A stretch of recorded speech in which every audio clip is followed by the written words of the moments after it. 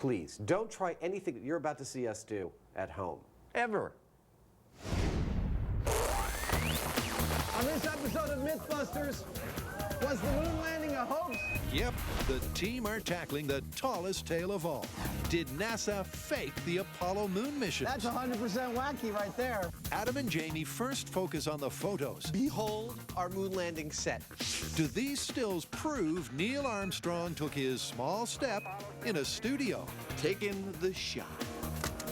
Then they investigate the myth that to fabricate the classic look of lunar landings, NASA simply slowed down the film. And finally, Cary, Grant, and Tori Oh my God. These are all vacuum chambers? take on claims that in a vacuum, flags don't flap and foots don't print. In your face, conspiracy theorists. Who are the Mythbusters? Did you know what was lurking in your basement? Adam Savage This is the best cooking show ever. and Jamie Heineman. Is that beautiful or what? Between them, more than 30 years of special effects experience. Wow. Joining them, Grant Imahara, That was crazy. Carrie Byron, Let's go. and Tori Belleci. Is this as disturbing as I think it is? They don't just tell the myths, they put them to the test.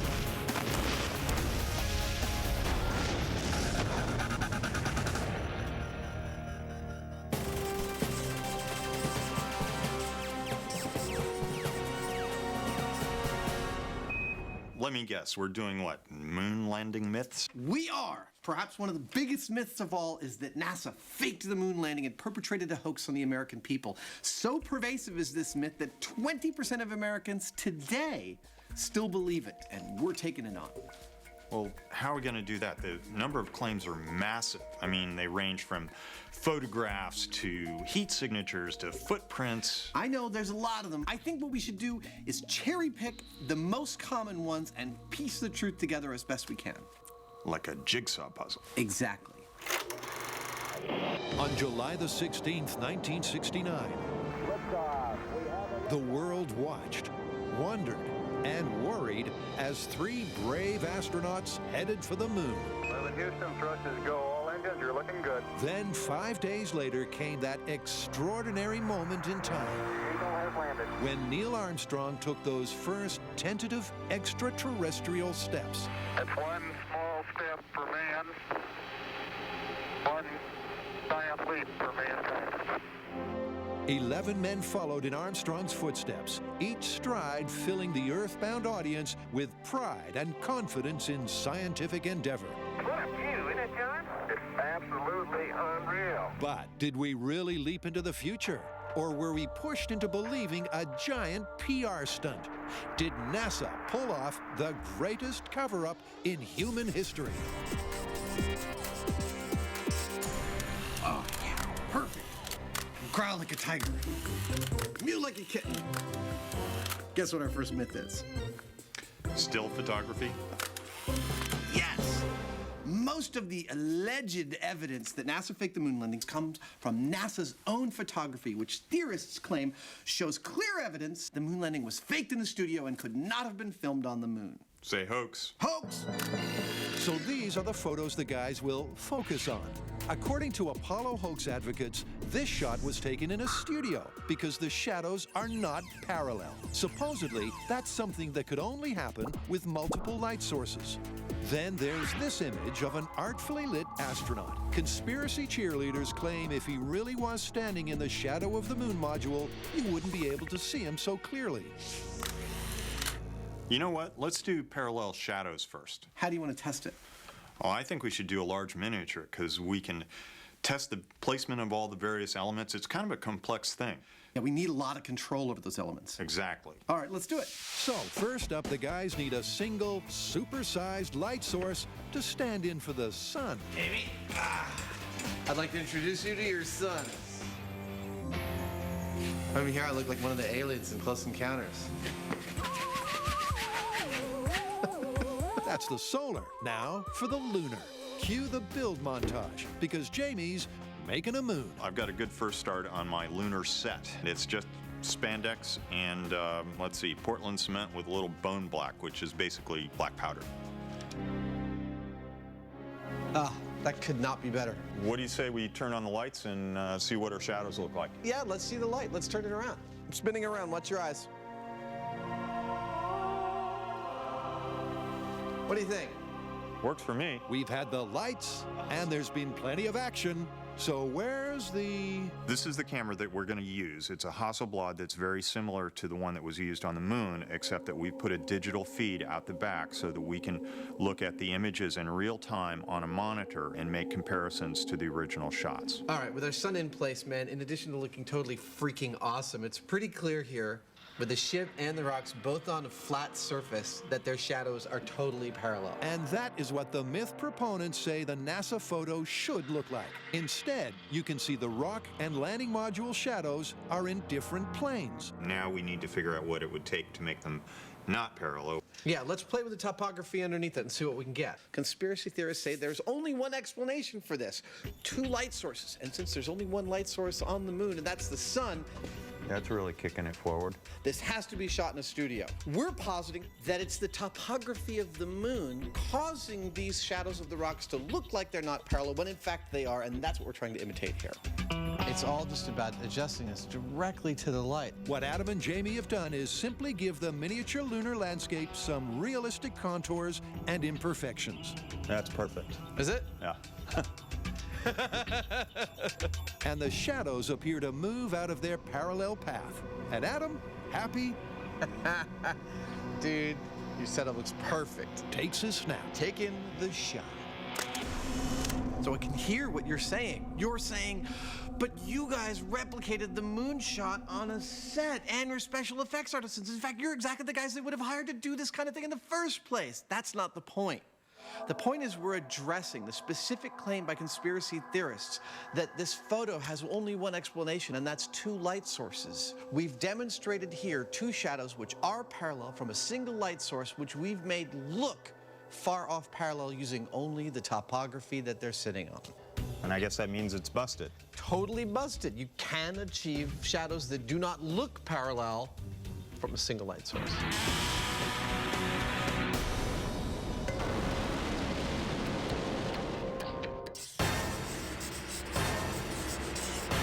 In a vacuum, stay puffed spacemen don't stay puffed for long. That's what happens to you in space if you don't have a spacesuit. Oh, he's like a raisin.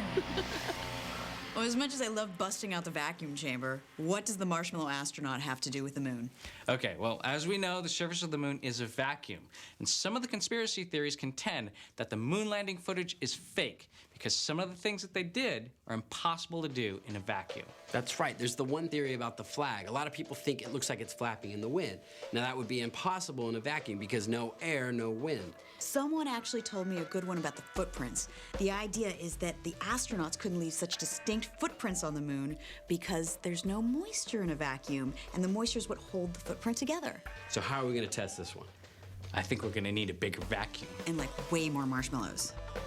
These vacuum theories are some of the more convincing in the conspiracy canon. After all, it appears logical that the breeze that fluttered the flag just couldn't be there on the moon. And anyone who's taken a walk on a beach knows only wet sand leaves a definite footprint. So with no moisture on the moon, then these images must be fake. Okay, so we're gonna have to replicate the conditions of the moon as close as possible here on Earth. Well, I think the closest we're gonna get are the vacuum chambers in Alabama at NASA. Yeah, but we're not allowed to go into the vacuum chamber. So the experiments that we make, they're all going to have to be operated remotely. Okay, well, I'd like to do the flag test and build it to the original NASA specifications and then figure out some way to turn it like the astronauts did. All right, well, I'm going to take care of the footprint myth. I was wondering if you could help me with an experiment to demonstrate the whole theory behind this myth. Boys, don't fight. Plenty of me to go around. Outside M7, Tori sets up the demo with the closest thing he can find to lunar dust. Actually, it's plain old sand, one half of which Tori moistens. Now, conspiracy theorists say that this clean of an imprint is impossible because you need moisture, and since there's no moisture on the moon, this cannot happen. Now, I'm going to demonstrate what they're talking about with this sand here. I have dry sand and I have wet sand. We're going to have Carrie put on a moon boot. You know how to moonwalk? Okay, so the answer is no. She's going to step in both, and we're going to see what kind of impression is left behind. Okay, ready? Yep. All right, do the wet. The wet sand is definitely cleaner than the dry sand. Yeah, you've got some really good hard lines in the wet sand. Yep, the moisture makes the difference. Without it, the imprint is indistinct and nothing like Buzz Aldrin's famous boot print. Now all we need to do is go to the moon, try this for real. I'm just kidding, we don't have the budget. To the moon, Tori! To the moon! Later, Adam and Jamie line up a laser on the moon. But first, Taking the photo. there's more fake photo theories, and Cary, Grant, and Tori let loose at NASA.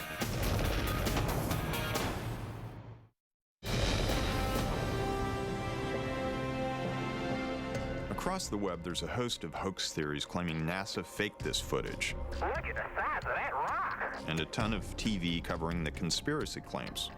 But no one has actually taken the time to test them. Until now. The next task in our moon myth busting is this photo here. What conspiracy theorists say is that he's too well lit. You can see him clearly, yet he's in this black shadow of the LEM. There's only one light source on the moon. That's the sun. Conspiracy theorists claim there must be a second one making him visible, and we're going to find out. And to do just that, the guys are going to shine a substitute sun on the very model of a modern miniature landing module. Oh, and a surprisingly talkative toy astronaut. This is my 1/6 scale model of Neil Armstrong. I can tell it's Neil because he's got the red commander of the mission stripes on his suit. What's that, Neil? We really went to the moon. I know. But the thing is that in order to prove that, we got to take some photographs, and to take some accurate photographs, I got to make a ship for you, a home for you. Okay. So these rolls of paper behind me are actually a lunar landing module in Potentia, which I'm about to slap together. And courtesy of what's known in the editing biz as a few jump cuts, here it is. Conspiracy theorists are saying that the shot had to have been faked using a fill light. Personally, I think it's because the moon's surface is reflective. And when you think about it, you look at the moon on a clear night, it's obviously reflecting light back at you. That's why you see it. The question here is it enough to create this shot?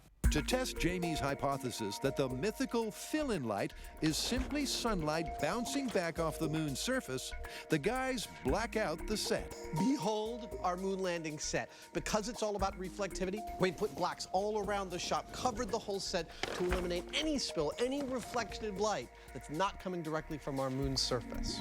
That's the landing module, astronaut, lights, and camera sorted. Dude, this looks so cool. The only missing component is a moon dust analog that accurately reflects the reflective quality of the real stuff. The dust that covers the moon is called regolith. When the sunlight shines upon the moon, regolith reflects a certain amount of sunlight back towards Earth. That reflective quality is called its albedo. Now, the albedo of moon dust is between 7 and 10%, according to our sources at NASA. To make our version of regolith, we used Portland cement and charcoal powder. Now, to measure the albedo or reflected light coming off of it, we used a light meter and our fake sun. 8%, dude, that is perfect. What we just showed with this test is that our sample regolith has a reflective index of about 8%, which makes it ideal for us to test with. This is the moment of truth. We've got an accurately shaped and textured moon lander, and we've concocted an accurate moon surface that has the same reflectivity index as the actual moon. If the myth is to be believed, our astronaut on the dark side in the shadow of the lander is gonna just fade to total black when we try and take a picture of him. All right, you ready? I'm set. All right, here we go. Taking the photo. Let's see. There it is. Oh, there you go. He's standing full on in the shadow, and you'd think you wouldn't be able to see him. He'd be dark, but he's not. He's in brightest day. The myth here is that you would not be able to see this astronaut this clearly unless there was a secondary fill light illuminating him. Because he's in the shadow and there's only one light source on the moon, he would, by definition, be black. Our photo here proves just the opposite.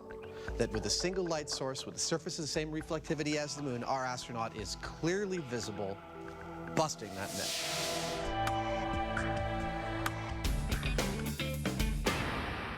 Cary, Grant, and Tori are taking on tales from Moon Hoax HQ. Conspiracy theorists believe the vacuum in space means these footprints are fake, and that flag shouldn't be flapping. This whole idea that the conspiracy theorists have is based on the fact that there is no wind or atmosphere in a vacuum, nothing to blow the flag around.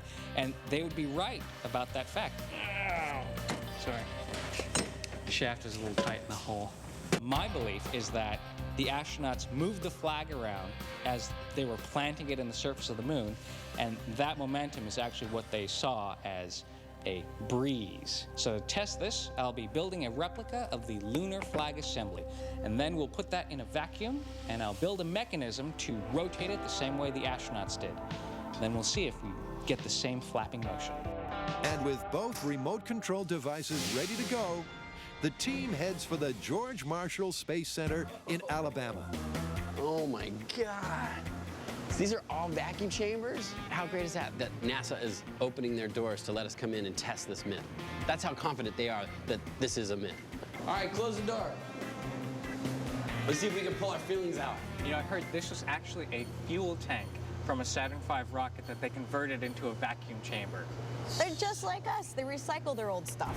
And to show us their recycled stuff is NASA vacuum technician Michael Terry. So you know how to use this thing? Oh, yeah. And you're actually going to let us use it?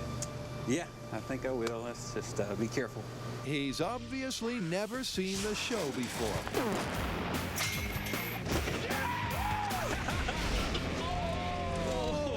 Look at it looked like they cut the arms off of a spacesuit. And wait, does your head go here? Yeah, that's where it goes. That's awesome. How much are these gloves worth? Approximately, they're worth almost $500,000. Michael really hasn't seen the show before. Tap out. Tap out. It's a portable hug. So you're gonna show us how to use these? Sure, I'll try to do my best to get you guys to do your hand check. Fingernails need to be kind of shortened up and clipped. The arms are everything I expected. They're all 1950s pop space movie looking kind of robot arms. The only downside is I gotta cut my fingernails. All right, well, let's move on to our first moon test. All right, got your boot? Yeah, I got my boot. All right. Coming soon, Adam and Jamie take off for fake film. That's 100% wacky right there. But before that success, Adam's got to get dressed. This is called the Snoopy cap. And finally, Tori puts his foot in it. You feel your toe there?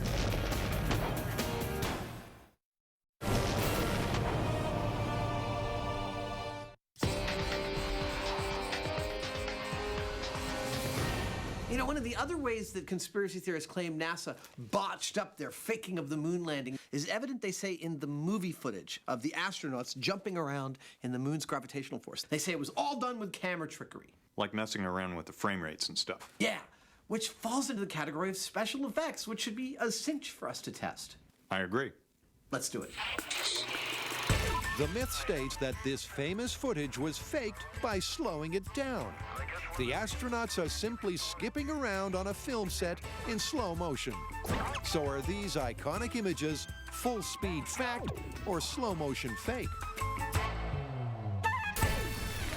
Specifically, what are the conspiracy guys saying? Well, they're claiming that when you look at the footage of the astronauts hopping around slowly in the moon's gravitational field, which is 1/6 that of Earth, that movement was achieved not by going to the moon, but by using a special camera which filmed the astronauts at a higher speed than normal, so that when it was projected back at a normal frame rate, the astronauts' movements were slowed down, imitating the way it would look on the moon.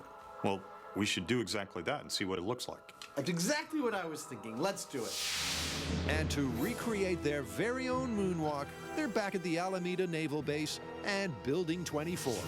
Here at Command Central, we're going to take as our jumping off point in testing this myth, NASA's actual footage of the moon landing. We're going to try and replicate several of the gestures we see the astronauts doing on the moon. And the three we've narrowed it down to are jumping straight up into the air. Come on out here and give me a salute. Big Navy salute. Off the ground, the floor. Skipping, which is a kind of a two-leg hop. Notice he puts both feet on the ground at the same time with each jump, and it looks like it's a really efficient way to move around. The third is just a straight leg over leg run. We're going to match the camera angle and match the techniques supposedly used to fake it and see what we get. With those three actions and camera angles in mind, we can begin phase 1 of the test. As a point of comparison, Adam will simply recreate the myth. In full costume, he'll run, jump, and skip as if he's bounding around on the moon, and then we'll slow down the tape and take a look. This is called the Snoopy cap. It's the Mythbuster motto. If it's worth doing, it's worth overdoing.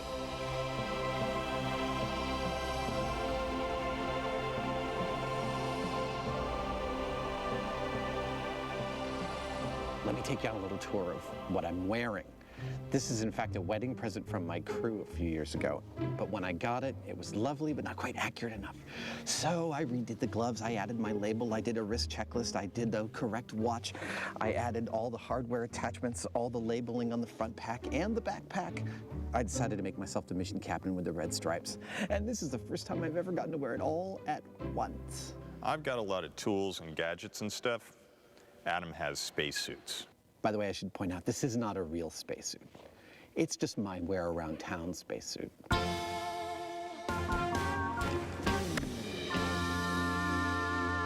on out here and give me a salute. Some of the first words spoken from the moon's surface answered the simple but powerful question. It's almost like a powder. What did it feel like? I can see the footprints of my boots in the fine sandy particles.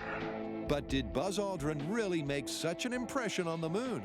To find out if moon boots make boot prints, Tori's borrowed the real deal. Look what I got, a real moon boot.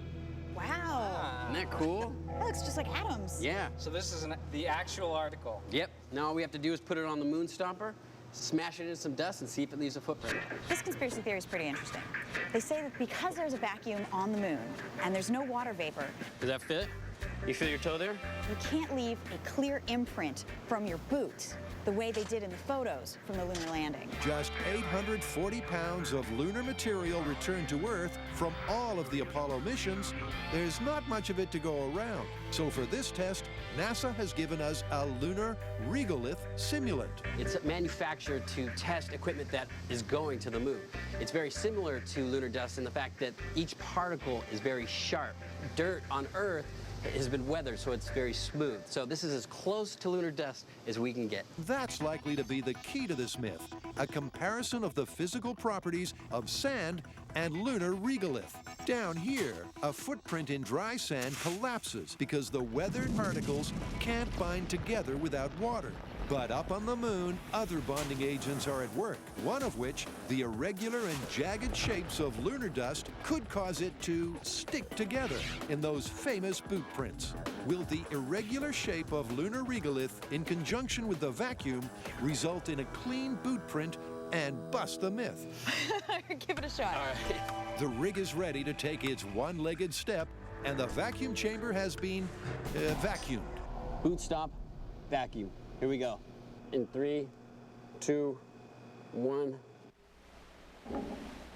Yeah! Take that! Yeah! It works! In your face, conspiracy theorists! Yep, it really does work. Moon landing 1, conspiracy theorist 0.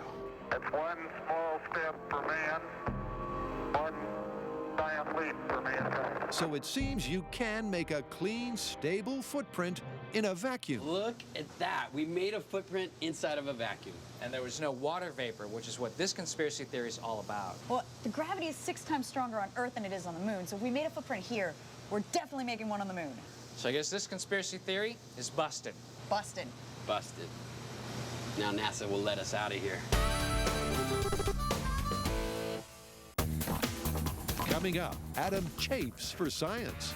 Making me quite sore in some very private places. Then Cary Grant and Tori wrap up the flag-flapping mystery.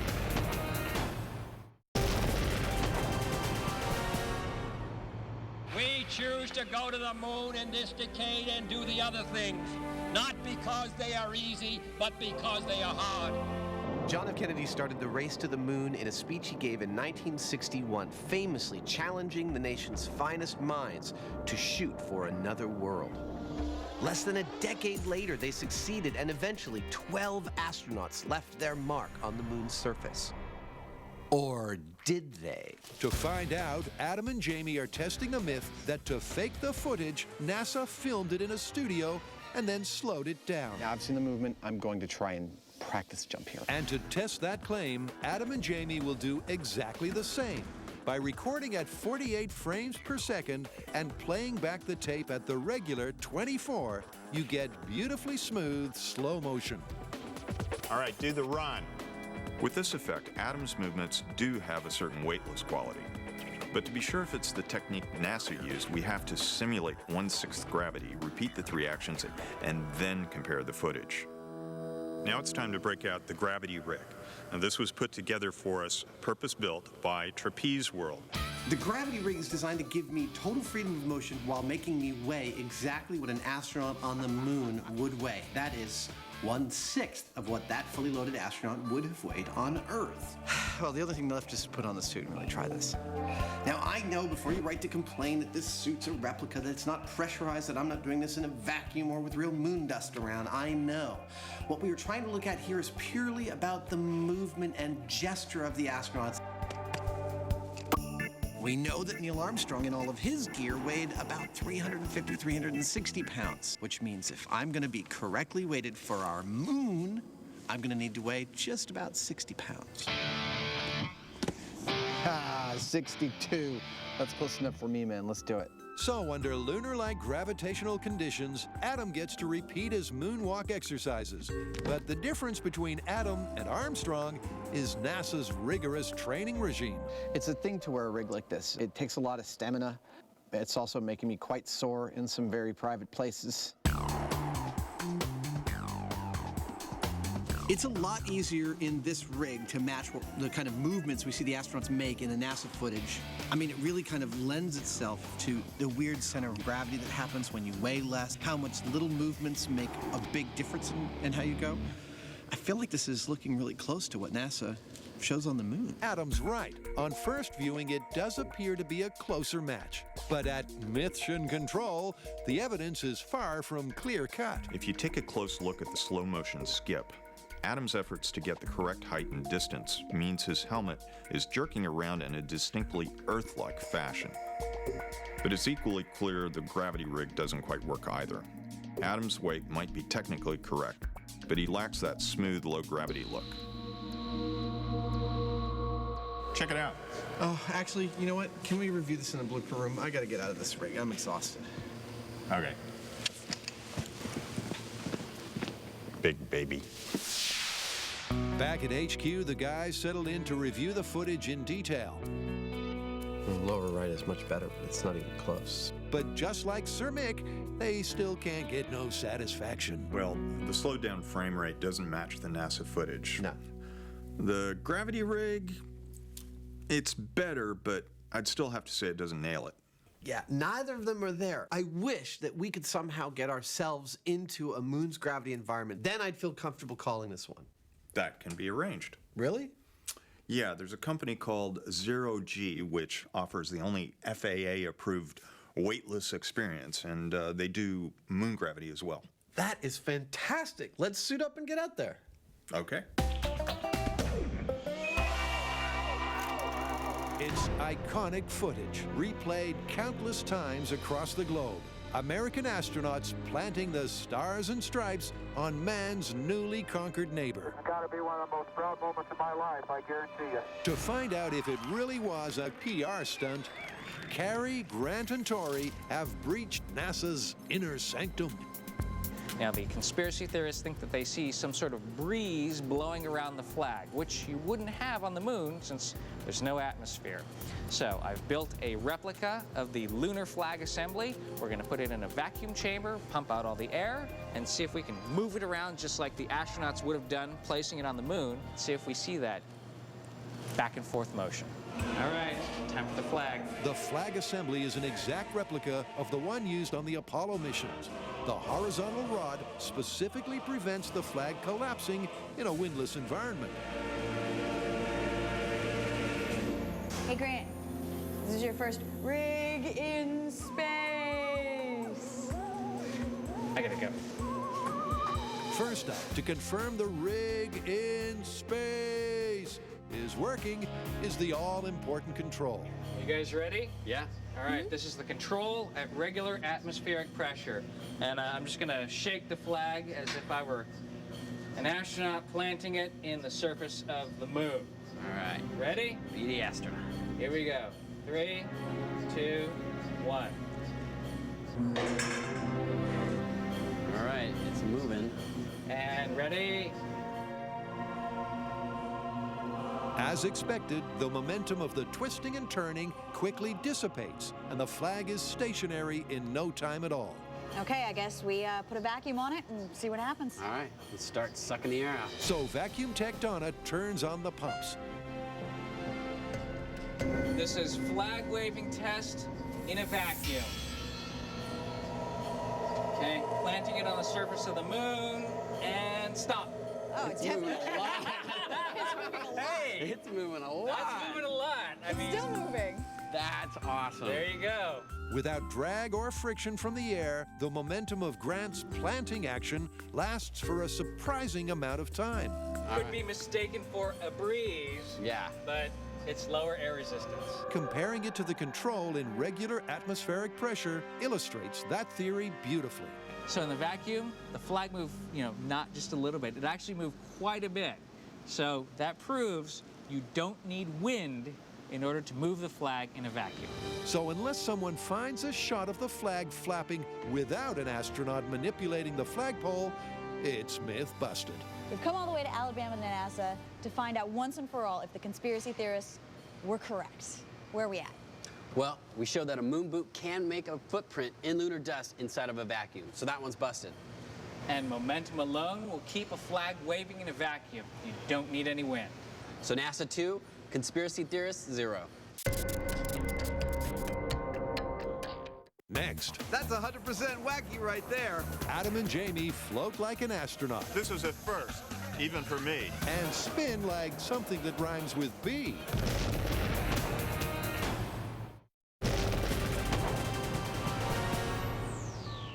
Adam and Jamie have already seen that NASA didn't slow down the film to fake the Apollo mission moonwalks. But to conclusively confirm that the footage was shot in 1/6 gravity, they decided they had to experience the real thing. And here at 0G in Florida, they get to do just that. Well, in order for us to do this accurately, we need to be properly weighted. Since 0G is providing us with the moon's gravity, 1/6 Earth's gravity, I need to have the exact amount of equipment weight on me that the original Apollo astronauts had on the moon. And that's about 180 pounds of stuff. And it's uncomfortable. It's time for the pre-flight briefing with in-flight info from 0G's Elizabeth Underwood. Elizabeth, now that we're just about to go on, I want to know how good a simulation of zero gravity is this? It's not a simulation at all. It is the real deal. It's the exact same technique that NASA's been using to train their astronauts for the last 50 years. And it works like this. A series of parabolic arcs will give the passengers the physical sensation of weightlessness. And just for us, the pilot will adjust the angle of the parabola, making the microgravity in the cabin an exact match to the moon's gravitational pull, which just leaves the guys to step up, strap in, take off, and suit up. I look good, right? It's good. I look damn good. So right now, I'm loaded up with an extra 180 pounds on my body. In a few minutes, we're gonna actually get to try this out in moon's gravity, and I gotta tell you, I can't wait. This is a heavy suit. Adam doesn't have to wait long because the guides soon have everyone into position for the first pass. And as G-Force 1 gently arcs into its dive, Oh, that feels cool. Adam and Jamie Oh, here it comes. know what it feels like to walk on the moon. Whoa. Wow.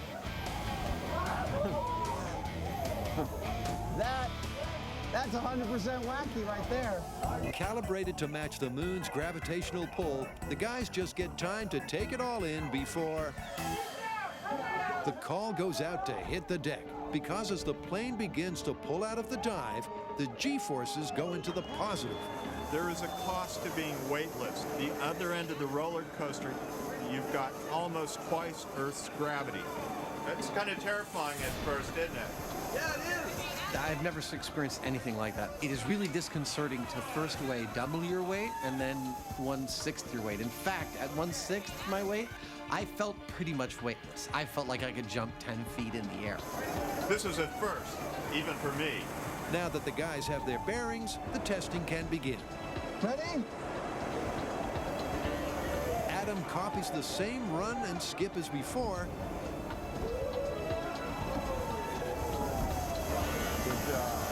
This time leaving out the jump because of height restrictions in the cabin. The movement felt totally natural as soon as I started doing it, and all the NASA footage makes sense to me now. The skipping they did is a totally efficient way to move in that gravitational pull. I couldn't think of a better confirmation for the NASA footage than trying this myself. When Adam was walking or running, he was experiencing the exact same thing that Neil Armstrong would have on the moon. It was 1/6 Earth's gravity.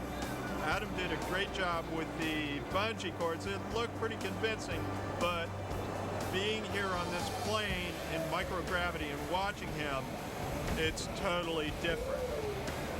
Nothing really compares to what we saw here on this plane, so as far as I'm concerned, they went to the moon. Dude, that was awesome. We have been very thorough here. Yeah, you can't get much tidier than that. I mean, not only did we start out by replicating precisely the circumstances that theorists say were used to fake the moon footage. But we also put ourselves in a calibrated moon gravity environment. The theory that it's faked, busted. Busted.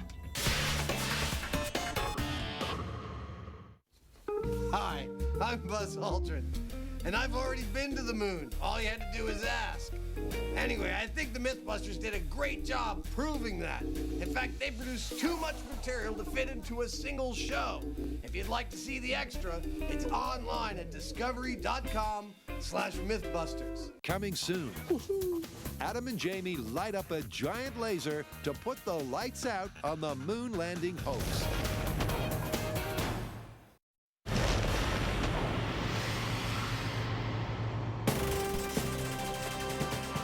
When the team began their lunar lunacy jigsaw puzzle, Say hoax. Hoax!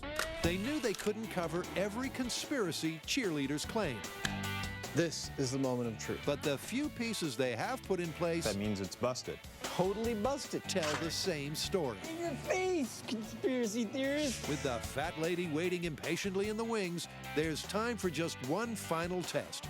And not just any old test, but the ultimate proof of man's moon mission. What's this? A reflector. In fact, it's called a retroreflector, made up of many tiny prisms just like this. And did you further know that the Apollo astronauts were nice enough when they visited the moon to leave several of these on the surface so that Earthbound scientists could point lasers at it and gather information about the moon? So what you're saying is that we get a really big laser and point it at the reflector on the moon, and if we get a signal back, that means that we were in fact there. Precisely. Okay, it breaks down like this. A retroreflector bounces light back at the light source, regardless of the angle. This differs from a mirror where the angle of incidence has to be perpendicular. So, if there was a retroreflector on the moon, and we knew its exact location, and we had a powerful enough laser, Say hoax. we could detect the reflection and prove there is man-made equipment on the moon. What are we supposed to be doing? Technically, we're supposed to have a conversation about where we are. Oh, you mean like the Apache Point Observatory? This thing right here is the Apache Point Observatory. What a view. And these guys have the tools that we need to put the final nail in the coffin on the moon landing hoax. Yep, up here in the Sacramento Mountains, New Mexico. Adam and Jamie meet one of the observatory's top docs, Russet McMillan. How can I help you today? Well, it seems that there are some people that do not believe that man has actually been to the moon. I've met some of them. What do you think? I think they're crazy. A bold statement, but Dr. McMillan has the hardware to back it up. Here's the thing. This little laser pointer is about 10 milliwatts. That's great, but it's not going to make it to the moon and back. That thing, however, peaks at 1 gigawatt. That's 100 billion times more powerful than this is. That's what you got to have to make it to the moon and back. This is actually not a bad imitation of exactly what's on the moon that we're shining the laser into. In fact, the specific one we're shining into was left there by the Apollo 15 crew. Now, we're firing on the order of 200 quadrillion photons per laser pulse at that reflector, and we're getting between 1 and 3 photons back per pulse if we're lucky. When we get that photon back, we'll see a spike like that on the screen. I am slewing the telescope to the lunar highlands. Slew away. Test number 1, shining our laser at a portion of the moon's surface devoid of all man-made objects, including retroreflectors, known to locals as the lunar highlands. There's the moon. You can see the craters. With the laser pointed at a random location on the moon's surface, Initiating laser. Dr. McMillan pulses 200 quadrillion photons into the night sky. So we're shining the laser on the lunar highlands now, and we're getting nothing back except background light. As expected, the lunar regolith, with its reflectivity index or albedo of approximately 8%, simply scatters the beam, and the sensors back here at the observatory detect no reflected light. Now I'm going to move to Apollo 15. Woohoo! Apollo 15, crewed by Scott, Irwin, and Wharton, set down at the base of the lunar Apennine Mountains, which is where they placed the retroreflector. Wow. That's the location where Apollo 15 landed on the moon. That is so cool. Initiating laser on retroreflector from Apollo 15. And there's a spike beginning to stand out. Is that it? That's the return from Apollo 15. Light returning from the laser retroreflector at exactly the wavelength and distance that we were expecting. That is so cool. I know you do this like 100 times a year, but it's really thrilling to watch it happen right in front of us. Not just thrilling, but conclusive. Look, I'd love to go to the moon, but I can't. At least not right now. So we did the next best thing. We shined that laser at the moon on the second test, and we got a clear spike back. Photons came back to our receptor. Now, the only way that that could happen is if there was a piece of man-made equipment up on the moon to reflect them back. So get over it. There's no conspiracy here. We've been there. We've done that. So the team have busted everything before them. What's that, Neil? We really went to the moon. And compounded those 5 results with evidence of lunar-bound man-made equipment. This moon mystery jigsaw puzzle is complete.